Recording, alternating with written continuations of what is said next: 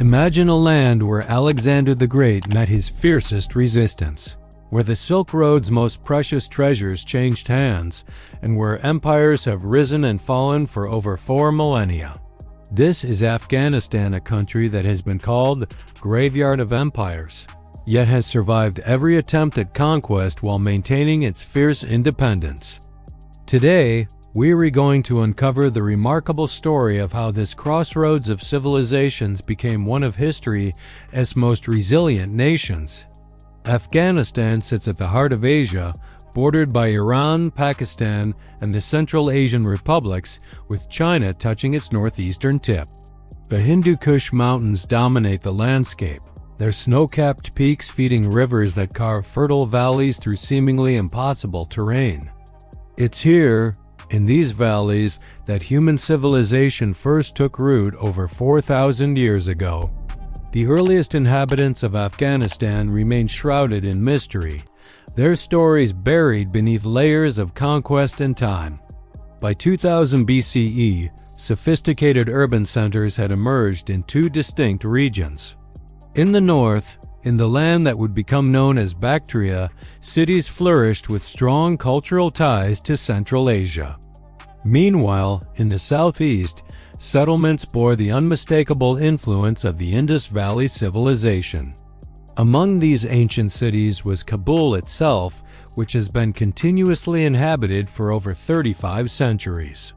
The identity of its founders remains lost to history, but their legacy lives on in a city that has weathered every storm history could unleash. But Afghanistan's position as a crossroads meant that isolation was impossible. In the 7th century BCE, the Medes became the first foreign power to unite the fractured Afghan tribes under a single rule. Their empire lasted just over a century before falling to their Persian cousins, the Achaemenids, who would transform Afghanistan into a vital province of what would become the world's largest empire up to that time. Under Persian rule, Afghanistan was divided into satrapies, administrative provinces that allowed for local governance while maintaining imperial control. Persian language, culture, and the Zoroastrian religion spread throughout the region, though they blended with local traditions rather than replacing them entirely. Alexander the Great's arrival in 334 BCE marked a turning point that would echo through Afghan history for centuries. The legendary conqueror, who had swept through Asia Minor and crushed the mighty Persian Empire, met his match in the mountains of Bactria. Here, the local population fought with a ferocity that surprised even Alexander's battle-hardened veterans. The resistance was so fierce that Alexander made an unprecedented decision. He married Roxana, a Bactrian princess, in a calculated move to win over the local nobility. This marriage wasn't just political theater. It was a recognition of Afghan strength. Through Roxana, Alexander gained access to the crucial Khyber Pass, the gateway to India, and secured the loyalty of Bactrian nobles who could either make or break his eastern campaigns. Following Alexander's death, his generals divided his vast empire among themselves. The Seleucid Empire inherited the eastern territories, including Afghanistan, but their control proved tenuous at best. The region's strategic importance became immediately apparent when Chandragupta Maurya, founder of India's Mauryan Empire, seized much of eastern Afghanistan and the Indus Valley. Yet even as foreign powers struggled for control, something remarkable was happening in the Greek cities of Bactria. Around 250 BCE, these Hellenistic settlements declared independence from the Seleucid Empire, establishing the Greco-Bactrian kingdom. This wasn't simply another breakaway province. It was the birth of a unique civilization that would control trade routes between China and the Mediterranean for nearly 2 centuries. The Greco-Bactrians proved their mettle by withstanding a massive Seleucid invasion and enduring a 3-year siege of their capital at Balkh. The Greco-Bactrian kingdom flourished, growing wealthy from trade while developing a remarkable fusion culture that blended Greek, Persian, Indian, and Central Asian elements. But success bred division. While Greco-Bactrian armies expanded into India, political intrigue festered at home.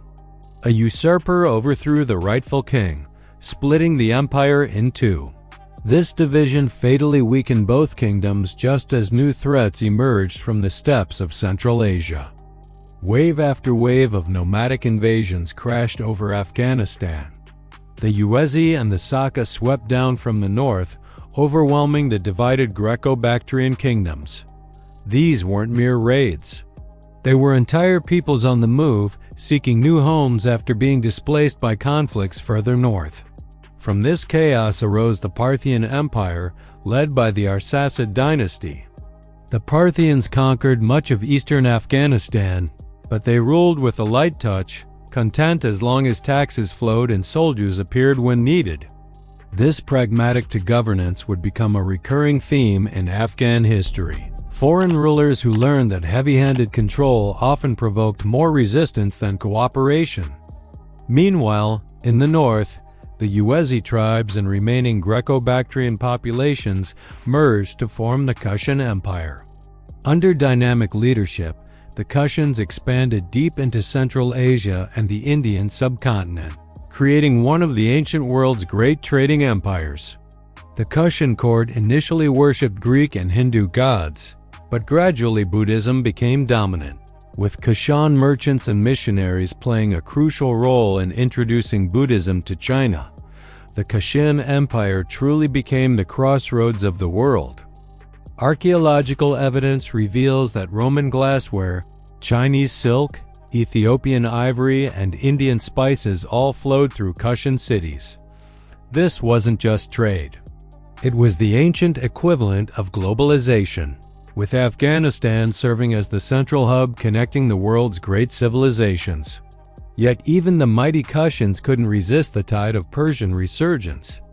The Sassanid Empire, viewing itself as the rightful heir to the ancient Achaemenid Persians, overthrew the Parthians and set their sights eastward. In a series of brilliant campaigns, the reinvigorated Persians overran the Kushan Empire, reducing the once mighty Kushan rulers to vassal kings. It was during this period of Sassanid rule that the term Afghan first appeared in historical records, referring to the mountain peoples of the eastern provinces. This designation likely derived from the Pashtun ethnic group, which remains Afghanistan's largest today. The arrival of Arab armies in the 7th century CE brought Islam to Afghanistan, but conversion was neither immediate nor uniform. The Arabs discovered what so many conquerors before them had learned. Afghanistan was easy to invade but nearly impossible to hold. Whenever large Arab armies departed, local populations would rebel, reverting to ancient customs and traditional rulers.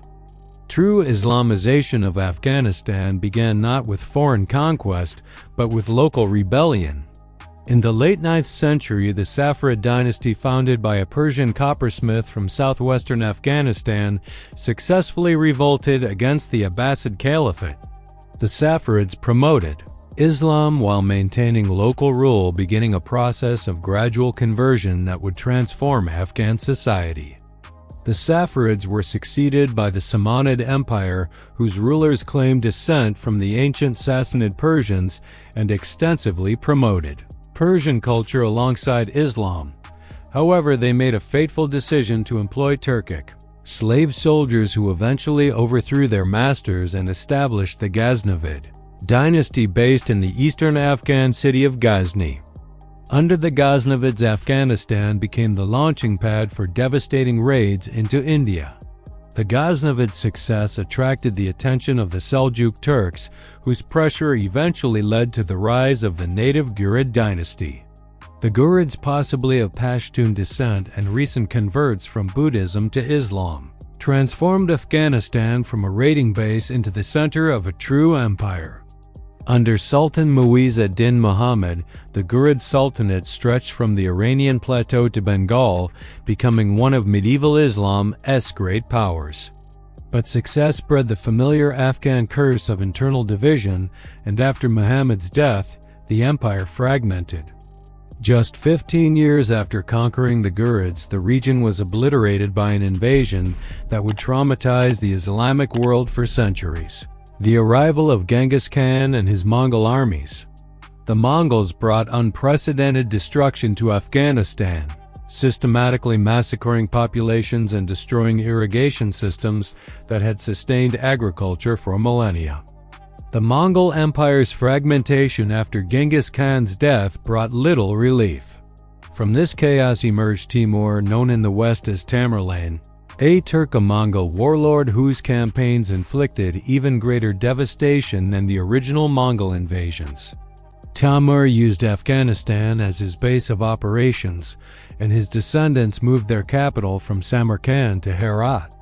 Throughout the 17th century, Afghanistan functioned as a largely autonomous buffer zone between the powerful Safavid and Mughal empires.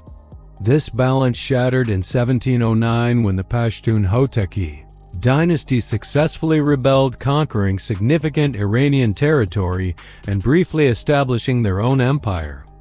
The Hoteki triumph was short-lived, crushed by one of history's most remarkable military geniuses, Nader Shah. The son of a humble herdsman, Nader Shah possessed strategic brilliance that allowed him to defeat Ottoman, Mughal, and Afghan armies with equal facility.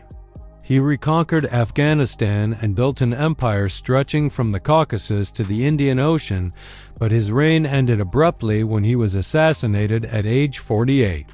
From Nader Shah's death emerged the founder of modern Afghanistan, Ahmad Shah Durrani, one of Nader Shah's cavalry commanders and a member of the Pashtun Abdali tribe, returned to his homeland where a tribal confederation selected him as their leader. Using his military experience, Ahmad Shah conquered cities throughout Afghanistan and launched 3 successful campaigns into India, even sacking Delhi in 1757. The Durrani Empire represented the birth of Afghanistan as a unified nation-state. Ahmad Shah Durrani is revered as the father of Afghanistan, the first ruler to unite the country as diverse tribes and ethnic groups under a distinctly Afghan identity. The empire's decline began with defeats at the hands of Sikh forces, but the most significant factor was economic isolation as traditional trade routes dried up due to Russian expansion into Central Asia and British dominance of maritime trade. For the first time in over 2,000 years, Afghanistan found itself economically isolated, cut off from the trade networks that had sustained its cities and empires. Yet this isolation paradoxically strengthened Afghan unity, with the majority practicing Sunni Islam and developing a shared sense of national identity that transcended tribal divisions. When Dost Muhammad Khan overthrew the Durranis and established the Emirate of Afghanistan, British anxiety reached fever pitch. Convinced that the Russians would use Afghanistan as a staging ground for an invasion of India, the British launched a preemptive invasion in 1839, installing a deposed Durrani king who was widely despised. After encountering minimal initial resistance, the British made a fatal error. They withdrew most of their forces back to India, leaving only a small garrison. The remaining British force was then ambushed and almost completely annihilated during a chaotic retreat that shocked Great Britain and the entire Western world. The First Anglo-Afghan War established Afghanistan's reputation as the graveyard of empires. The British invaded again nearly 4 decades later, but this second war ended in compromise. Afghanistan became a British protectorate, maintaining complete internal self-rule while allowing Britain to handle foreign affairs. The Third Anglo-Afghan War in 1919 saw Afghans invade British India, leading to brief fighting before a treaty recognized Afghanistan as a fully independent state. In 1926, the country was reformed as the Kingdom of Afghanistan and began Afghanistan's ambitious modernization program. This balancing act collapsed in 1973 when the monarchy was overthrown by Mohammad Daoud Khan, who established a republic while playing the Soviet Union and United States against each other for aid.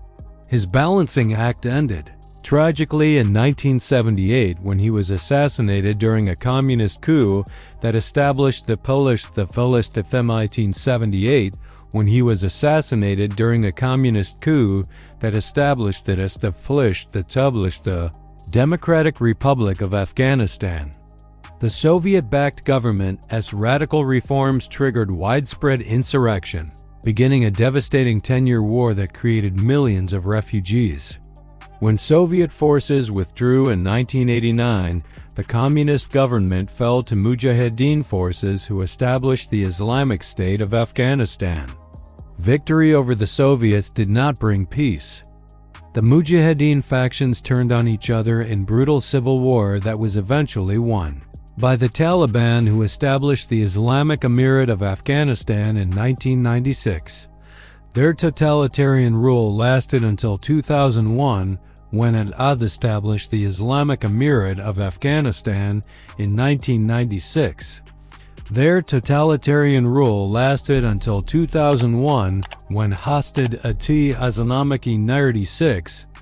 Their tentati in 1996. A U.S.-led coalition removed them from power following the September 11th attacks. The Islamic Republic of Afghanistan, established in 2004, represented another attempt to balance tradition with modernity, but internal conflicts proved overwhelming. In 2021, as international forces withdrew, the Taliban returned to power once again, establishing the Islamic Emirate of Afghanistan. Throughout this remarkable 4,000-year journey, Afghanistan has demonstrated an extraordinary capacity for survival. Empires have risen and fallen, conquerors have come and gone, but the Afghan people endure. Their story is one of resilience in the face of impossible odds, of maintaining identity while adapting to change.